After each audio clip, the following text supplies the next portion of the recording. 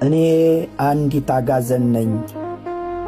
አንድ ቀን በሞት ተከብቤ ነበር። ከፊቴ አዳጋ፣ ከጀርባዬ ሞት፣ በዙሪያዬ ተኩላዎች ተሰብስበው ነበር። ዓይኖቻቸው ራብ ላይ ይታይ ነበር። እኔን ለመብላት ብቻ ነበር የሚጠብቁት።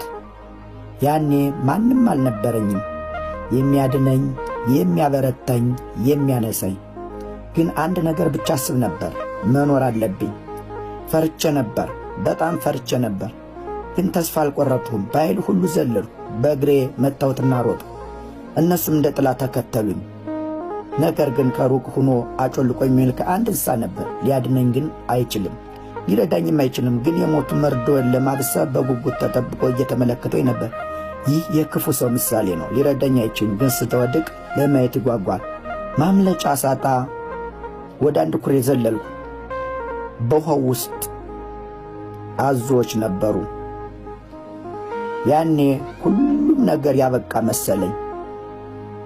ከጀርባዬ ተኩላ፣ ከፊቴ አዞ፣ ከላይ ሰማይ፣ ከታች ሞት።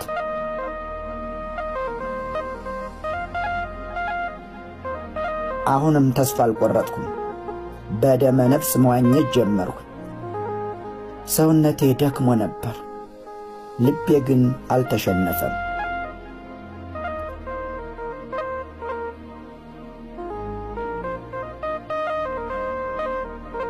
ፊት ለፊቴ ከበውኛል። ሊበሉኝ ትንሽ ሰከንዶች እየጠበቁ ነው። እንደገና ዙሬ መዋኘት ጀመር። ትንሽ ደቂቃ፣ ትንሽ ሰከንድ እፈልጋለሁ።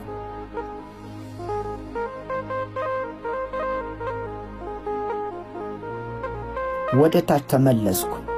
ከዚህ ጋር አንድ ጉማሬ መጣና ከአዞዎች ተከላከለልኝ።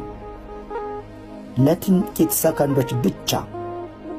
ግን አንዳንድ ጊዜ ሕይወትን ለማዳን አንድ ሰከንድ ብቻ ይበቃል። ወደ ዳር ወጣሁ።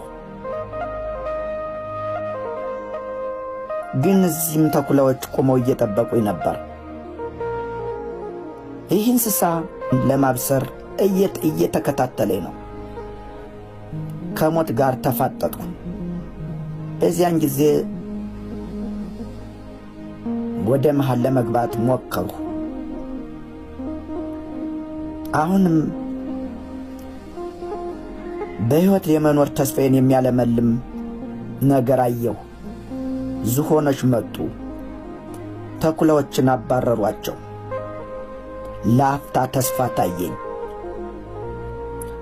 ግን ፈተናው አላበቃም።